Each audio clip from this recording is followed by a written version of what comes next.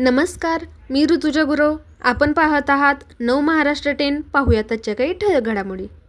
श्रावण महिन्यात कृष्णाच्या पाण्याने देवाला अंघोळ घालण्याची बिसूरमध्ये पारंपरिक प्रथा. पाणी आणण्यासाठी 25 बैलगाड्यांचा ताफा. सांगली प्रतिनिधी. श्रावण महिना सुरू झाला की या महिन्यामध्ये येणाऱ्या पहिल्या गुरुवारी बिसूर गावचे ग्रामदैवत वीर बाहुद्दीन वली यांच्या मदारीला पाणी चढवण्याची पद्धत ही बिसूर येथील कदम घराण्याने सुरू केली आहे. आज हीच परंपरा त्या घराण्यातील चौथी पिढीचे वंशज रमेश विष्णू कदम यांनी आजही सुरू ठेवली आहे. गावातील शेतकरी वर्ग शेतीला पाणी मिळावे, पाऊस पडावा या संकल्पनेतून बैलगाडीने दर्ग्यामध्ये येतात. यावेळी 20 ते 25 बैलगाड्यांच्या जोड्यांचा ताफा हजर होता. तसेच हसेन हुसेनच्या नावाने एक घोडा देखील यामध्ये तैनात होता. आलेल्या सर्व बैलगाड्यांना निशाणे बांधण्यात आली होती. हसन हुसेन घोड्याच्या समोर हिरवा झेंडा धरून दर्ग्यापासून सांगलीपर्यंत चालत हा बैलगाड्यांचा ताफा बुधगाव माधवनगर मार्गे, सांगली कॉलेज कॉर्नर, गणपती पेठ मार्गे कृष्णा नदीच्या घाटावर हजर झाला. हा बैलगाड्यांचा ताफा नगारा या वाजंत्रीच्या गजरात निघाला. घाटावर पोहोचल्यानंतर सर्व शेतकरी यांनी आपापले बैल नदीमध्ये पाण्यामध्ये नेऊन त्यांना अंघोळ घातली. त्यांच्या व आलेल्या सर्व नागरिकांनीही अंघोळी केल्या. त्यानंतर कृष्णा घाटावर दही भाताचा नैवेद्य आणि गव्हाच्या पिठाच्या 5 पणत्या लावून गंध तयार करण्यात आला. आलेल्या सर्व बैलांना गुलाल लावून त्यांच्या शिंगांना रंगवून रेबणी बांधण्यात आल्या. गळ्यामध्ये पायामध्ये घुंगरूच्या पट्ट्या बांधण्यात आल्या. त्यानंतर सय्यद मुजावर यांनी खतम देऊन झाल्यानंतर हा बैलगाड्याचा ताफा परत घागरीमध्ये पाणी घेऊन नगारा वाजंत्रीच्या गजरात सांगली गणपती मंदिरामध्ये जाऊन तेथे नदीचे पाणी चढविण्यात आले. त्यानंतर शिवशंभो चौकातून म्हसोबाला जाऊन त्याचे नारळ, पाणी नैवेद्य दाखवून एक निशाण लावण्यात आले. त्यानंतर करणार येथील भंडारी बाबा, पीर मजला, तकद पीर, दत्त मंदिर, विष्णू महाराज मंदिर, महादेव मंदिर, हनुमान मंदिर, विठ्ठल मंदिर येथे जाऊन कृष्णेचे पाणी चढवून परत दर्ग्यामध्ये पोहोचले. आणलेले कृष्णाचे पाणी आणि गंध पीर बाहुद्दीन वलींना चढवून खतम देण्यात आली.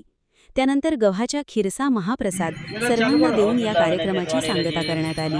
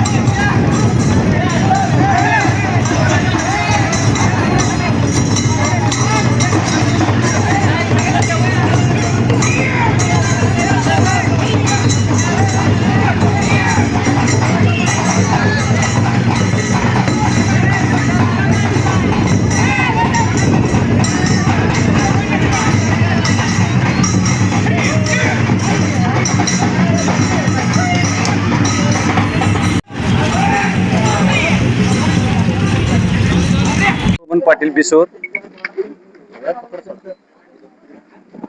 आम्ही बिसूरमध्ये पारंपरिक पद्धतीने सर्व देवांना पाणी घालण्याचं प्रथा आमच्या बिसूरमध्ये आहे.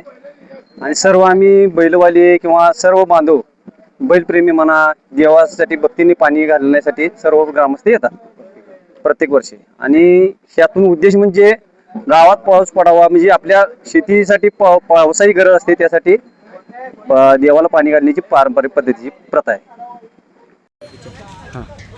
आज श्रावण महिन्याचा पहिला गुरुवार.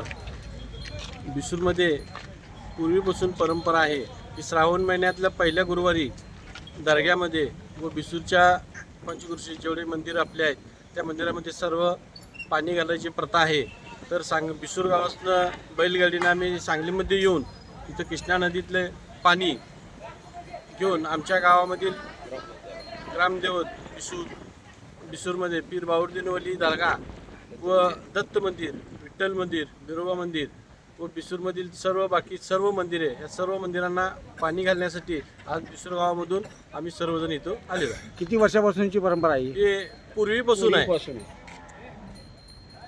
आणि कोणकोणते समाज यामध्ये असतात? त्यामध्ये हिंदू मुस्लिम सर्व समाज आहे. हे कसं आहे, हे आपल्या बिसूरची परंपरा वर्षापूर्वी चालू झालेली आहे आणि बाऊद्दीन बाबा ही जागृत देवस्थान असल्यामुळं सगळी हिंदू मुस्लिम येऊन सगळ्या गावातनं गाड्या गोळा करतात. ही वर्गणी गोळा करून सगळी बरोबर येते ती सर्वसामान्य सर्व धर्म भावना. आणि ही प्रत्येक श्रावण महिन्यात गुरुवारी नगारा वाजवत येते. गणपतपेठ ते इकडनं येते ती. इथनं कर्नाळ मार्गे तक्क्या पीरमधल्याला जाते ती. पीरमधल्यापासून तक्क्याला दर्ग्यात जाऊन ही सगळं कार्यक्रम होतोय. तुमचा उद्देश काय? उद्देश म्हणजे ही सगळ्यांचे पाणी देवाला घालायचं आणि पाऊस पडावं. हां, महाप्रसाद हा सगळ्यांनी मिळून केलेला असतो. सगळ्यांनी केलेला असते महाप्रसाद. आज सुद्धा आत्ता पण गेला तर तिथं महाप्रसाद चालू आहे. एवढी माणसं येऊन सुद्धा महाप्रसाद चालू आहे. एकटे म्हणून बिसूर गावचे हजरत पीर बाऊद्दीन बाबा दर्गा बिसूर आणि गावातील सर्व मंदिर दोन्ही समाजातील सर्व जण मिळून वर्गणी गोळा करून सगळे ही कार्यक्रम करण्याचे कार्यक्रम म्हणजे पाणी घालण्याचे तिथून बिसूरतनं सांगलीत येऊन कृष्णा नदीचं पाणी घेऊन पूजन करून ते बिसूरला जाऊन सर्व देवस्थानांना पाणी पायी घालून ती देवाला एक प्रार्थना असते की श्रावण महिन्यामध्ये पाऊस पडावे आणि शेतकरी राजाला समाधान लागावे हीच आमचे तात्पर्य.